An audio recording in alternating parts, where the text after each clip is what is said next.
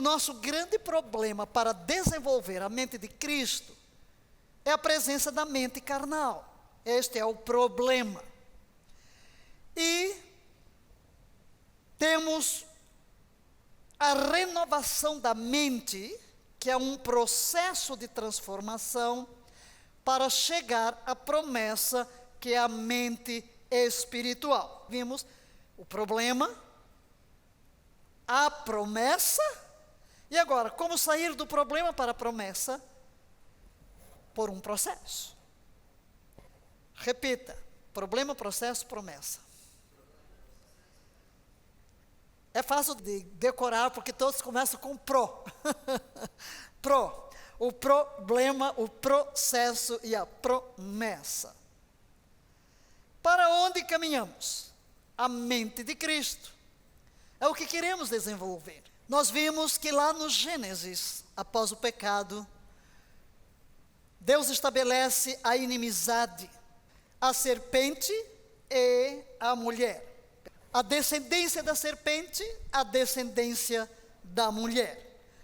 Naturalmente isso significa a descendência pecadora, descendência de Adão, descendência do pecado, e a descendência da mulher, a semente que viria, que é Jesus Cristo. E hoje a gente pode dizer os filhos do Deus vivo e os meros filhos das trevas. Crê na mentira, é guiada por Satanás, mas a semente da mulher, apontando-nos para Cristo, crê na verdade. Há um modo diferente de pensar entre a semente da serpente e a semente da mulher, ou a semente de Cristo, completamente diferente. Nesta promessa de Gênesis 3,15, haveria uma guerra. Esta te ferirá a cabeça e tu lhe ferirás o calcanhar.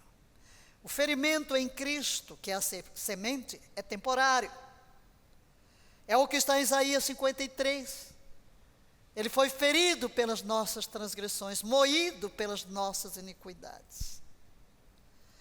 Mas o texto diz que a cabeça da serpente seria esmagada. E eu gosto de dizer, não há remédio para esmagamento cerebral, né? Satanás foi esmagado. E a promessa que temos, proveniente desta vitória de Cristo no Calvário, aí em Hebreus 2,14, vamos ler? É visto como os filhos participam da carne e do sangue, também ele participou das mesmas coisas, para que pela morte aniquilasse o que tinha o império da morte, isto é, o diabo. Jesus então nos concedeu vitória, mas a despeito da vitória, nós temos presentes no mundo duas classes de pessoas. Nós temos os pecadores perdidos, que seguem a semente da serpente, e nós temos os filhos do Deus vivo, redimidos, que seguem a Cristo. Então, há uma batalha, e o grande problema é que nós todos nascemos em pecado. Davi já diz no Salmo 51, eu nasci em pecado, eu já nasci debaixo do pecado, da iniquidade.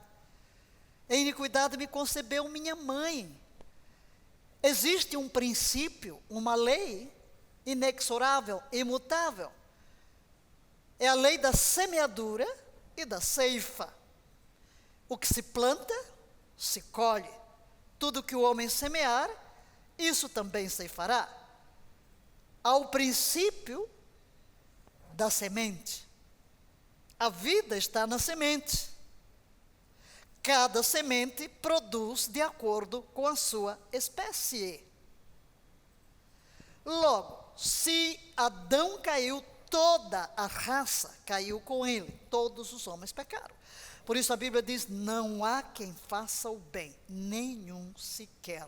Todos se extraviaram, a uma se fizeram inúteis. Todos pecaram, diz Paulo. E destituídos, despojados, ficaram da glória de Deus. Esse é o estado universal. Por isso é que Paulo diz que já na concepção, por quê? Porque há o princípio da semente.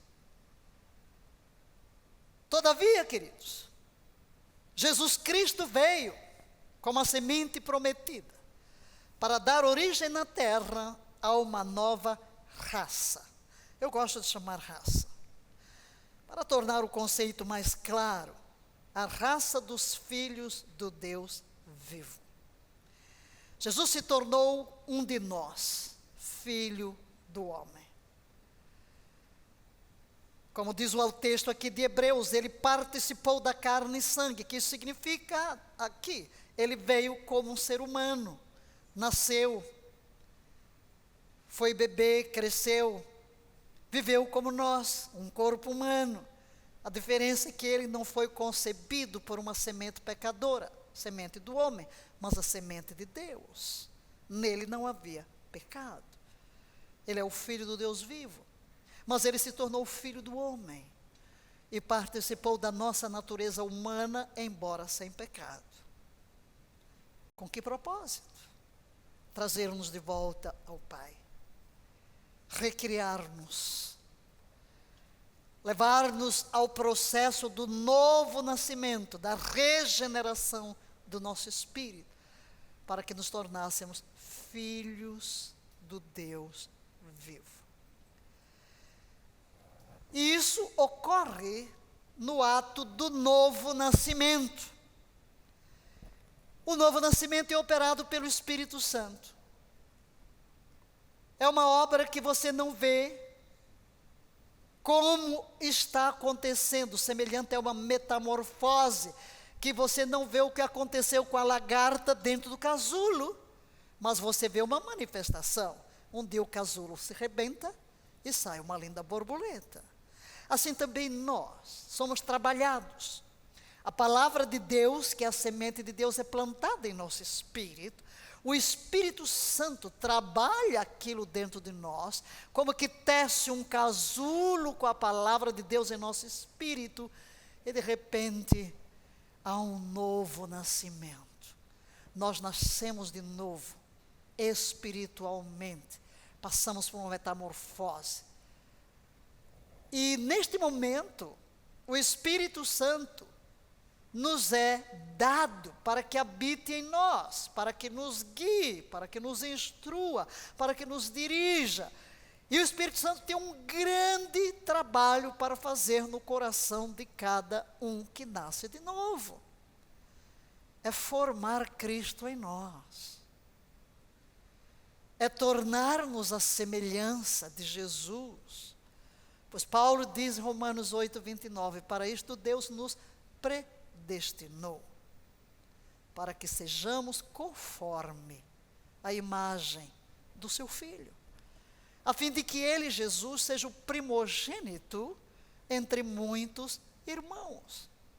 Quando chamamos um grupo de irmãos? Quando eles procedem do mesmo Pai.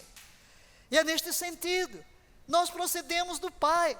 Jesus, a semente do Pai, foi plantada no útero de Maria para que nascesse o Filho de Deus, tivesse um corpo humano, natureza humana. Agora, a semente espiritual de Deus é plantada em nosso espírito para que tenhamos uma natureza espiritual recriada, filhos do Deus vivo. Só, queridos, que existe algo que estudamos longamente na matéria personalidades restauradas. Nós somos um espírito, possuímos uma alma e habitamos em um corpo. O nosso espírito é recriado pelo Espírito de Deus. O espírito.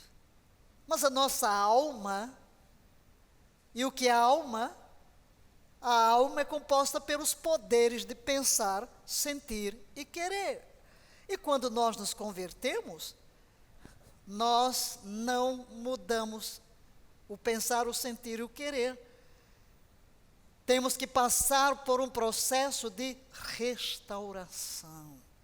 Daí a nossa matéria, personalidades restauradas, como conquistar a mente, como conquistar as emoções, como conquistar a vontade, como vencer toda a autoimagem, como encontrar a sua real identidade em Cristo, como vencer a rejeição, como vencer a amargura, como vencer todas estas consequências maléficas do pecado que afetam a nossa alma, a nossa mente, a nossa vontade.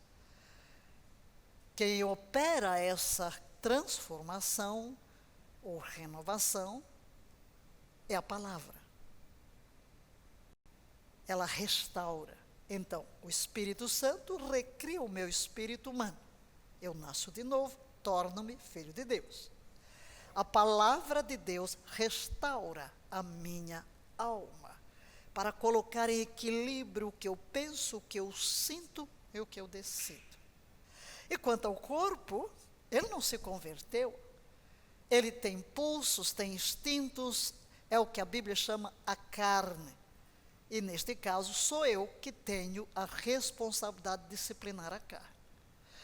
Quando chegamos a um assunto como este, tão extenso, tão vasto, a mente de Cristo em nós, como cultivar a mente, como desenvolver a mente, certamente é um desafio tremendo. É um processo.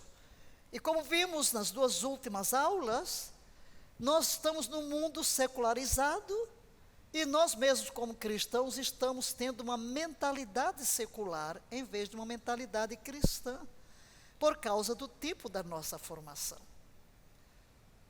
E tudo que a Bíblia apela, por exemplo, o texto que foi o nosso base por várias semanas, seja isto que ocupe o vosso pensamento, exige o quê? Determinação, reflexão, análise, confronto. E aqui, nessa área, estamos falando que nós continuamos a batalha. A batalha por quê? Porque tem uma mente carnal. E esse é o nosso problema. Mente carnal, que pensa segundo os homens, que pensa segundo a carne. E temos a mente espiritual, que é a promessa. Qual é a mente espiritual? A mente de Cristo. Mas como eu vou sair de uma para outra? Através da renovação. Lemos em Romanos 8,6, vamos ler.